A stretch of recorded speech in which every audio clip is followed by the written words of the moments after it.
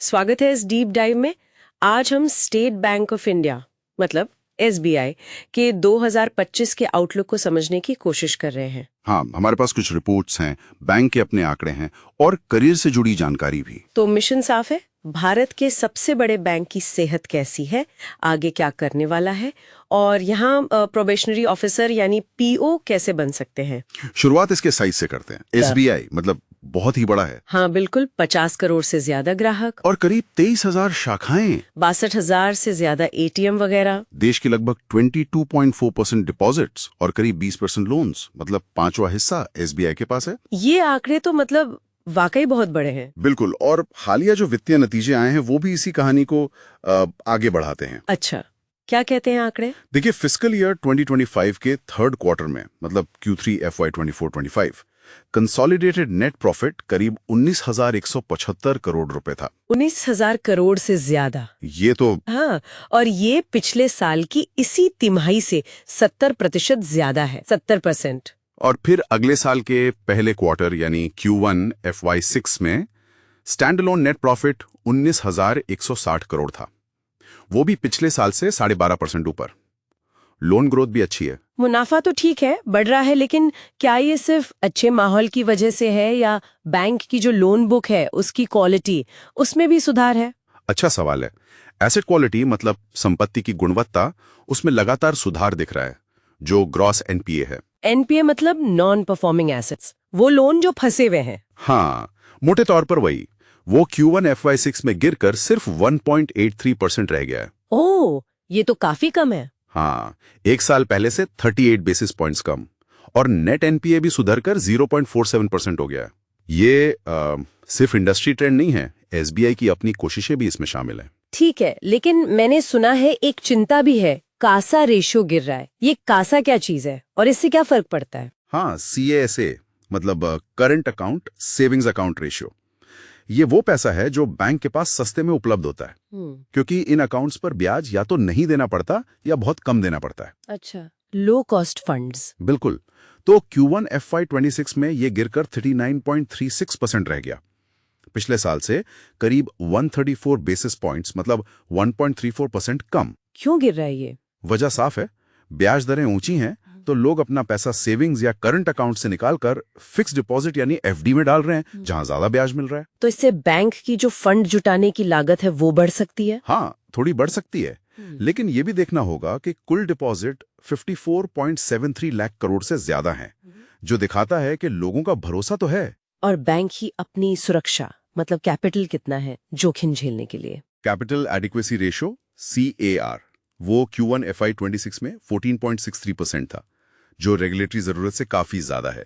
मतलब बैंक के पास किसी भी मुश्किल से निपटने के लिए पर्याप्त पूंजी है। चेयरमैन CS सेट्टी ने भी इस पर जोर दिया था। तो वित्तीय सेहत तो मजबूत लग रही है।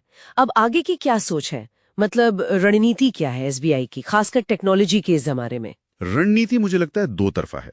एक तरफ तो डिजिटल पर जबरदस्त जोर है। हाँ, वो योनो ऐप तो काफी सुना है। बिल्कुल, उसके 8.77 करोड़ यूजर्स हैं और बैंक के 64% सेविंग्स अकाउंट उसी से खुल रहे हैं। AI, मशीन लर्निंग का इस्तेमाल भी बढ़ रहा है, फ्रॉड रोकने, एनालिसिस, ग्राहक सेवा, इन सब में। लेकिन मैंने ये भी पढ़ा कि वो नई शाखाएं भी खोल रहे हैं। डिजिटल युग में फिजिकल शाखाएं, ये थोड़ा अजीब नहीं? हाँ, ये दिलचस्प है। FY 25 में 500 नई शाखाएं खोलने का टारगेट था, जिससे कुल संख्या 23,000 हो जाएगी और आगे भी हर साल 300-400 खोलने का इरादा है। तो ऐसा क्यों? लगता है SBI फिजिकल मॉडल अपना रहा है, मतलब डिजिटल सुविधा भी, लेकिन भारत का एक बड़ा हिस्सा है जहां फिजिकल मौजूदगी अभी भी जरूरी है, खासकर ग्रामीण और छोटे शहरों में। वो हर भारतीय का बैंकर बनना चाहते हैं, तो शायद दोनों जरूरी हैं। अच्छा, प्रोडक्ट्स के लेवल पे क्या कुछ नया चल रहा है? हाँ, पारंपरिक प्रोडक्ट्स में भी इनोवेशन है।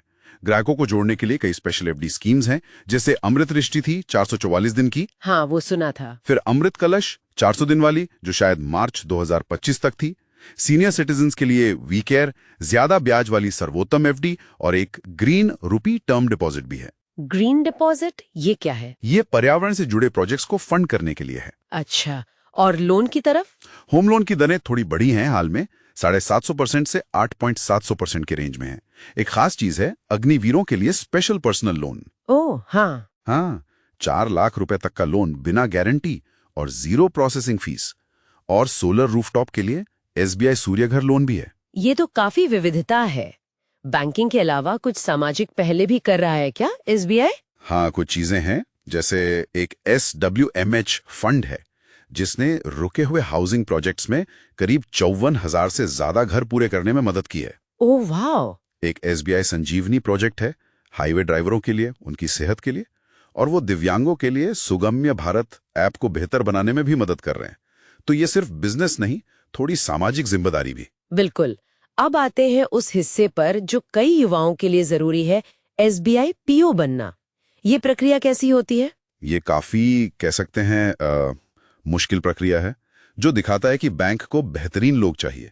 3 मेन स्टेज हैं। पहला है प्रीलिम्स।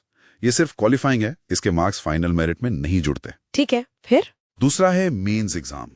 इसमें ऑब्जेक्टिव और डिस्क्रिप्टिव दोनों तरह के पेपर होते हैं, और फाइनल मेरिट में इसका वेटेज सबसे ज्यादा है, 75%। 75%? हाँ। तो ये सबसे अहम हुआ। हाँ, और तीसरा और आखिरी स्टेज है साइकोमेट्रिक टेस्ट। इसमें ग्रुप डिस्कशन यानी GD होता है 20 मार्क्स का, और पर्सनल इंटरव्यू 50 मार्क्स का। इन दोनों का मिलाकर वेटेज 25% होता है फाइनल मेरिट में। तो GD और इंटरव्यू में क्या देखते हैं वो? किस तरह की तैयारी करनी चाहिए? GD में अक्सर करंट अफेयर्स, आर्थिक मुद्दे या बैंकिंग से जुड़ी चुनौतियों पर बात होती है। यहाँ आपकी बात करने की कला, आपकी जानकारी और आप टीम में कैसे काम करते हैं, ये देखा जाता है। और इंटरव्यू? इंटरव्यू करीब 15-20 मिनट चलता है। पैनल में 4-5 सीनियर अधिकारी होते हैं। वो आपके बारे में जानना चाहते हैं, आपका बैकग्राउंड, आपके लक्ष्य, आपकी बैंकिंग की समझ परखते हैं। सिचुएशनल सवाल भी पूछते होंगे। हाँ बिल्कुल, कि अगर ऐसी स्थिति हो तो आप क्या करेंगे। और करंट अफेयर्स तो पूछते ही हैं। वो असल में आपकी पर्सनैलिटी, आपकी नैतिकता, आपकी लीडरशिप क्षमता, इन सबको आंकते हैं। जैसे क्या सवाल हो सकते हैं? कुछ उदाहरण? जैसे आप बैंकिंग क्यों ज्वाइन करना चाहते हैं, या SBI के बारे में क्या जानते हैं, अगर प्रेशर हो तो कैसे संभालते हैं। और टेक्निकल सवाल भी, जैसे NPA क्या होता है, CRR, SLR क्या है। समझ गई। तो कुल मिलाकर SBI की वित्तीय हालत मजबूत दिख रही है, प्रॉफिट बढ़ रहा है, NPA घट रहा है। बिल्कुल। हालांकि कासा रेशो जैसी कुछ चुनौतियां हैं। बिल्कुल। और वे टेक्नोलॉजी और फिजिकल पहुंच दोनों पर दांव लगा रहे हैं। प्रोडक्ट्स में भी काफी कुछ नया कर रहे हैं और सामाजिक जिम्मेदारियों पर भी ध्यान दे रहे हैं। ये रणनीति उन्हें भविष्य के लिए तैयार कर रही है, ऐसा लगता है। और SBI PO बनने का जो रास्ता है वो दिखाता है कि बैंक को ऐसे लोग चाहिए जो इस बड़ी और जटिल संस्था को समझ सकें और आगे ले जा सकें। हाँ, और यहीं पर एक दिलचस्प सवाल उठता है सोचने के लिए। एक तरफ SBI इतनी तेजी से AI और डिजिटल हो रहा है, दूसरी तरफ वो दूर दराज के गांवों के लिए शाखाएं खोल रहा है, सामाजिक योजनाएं चला रहा है। हाँ, ये विरोधाभास तो है। तो भविष्य के जो बैंकर्स होंगे उन्हें इन दोनों बिल्कुल अलग दुनियाओं, एक हाईटेक फाइनेंस की दुनिया और दूसरी जमीनी हकीकत की दुनिया, इनके बीच पुल बनाने की कितनी क्षमता रखनी होगी। शायद यही संतुलन साधना ही आने वाले वक्त की सबसे बड़ी चुनौती भी हो और सबसे बड़ा अवसर भी।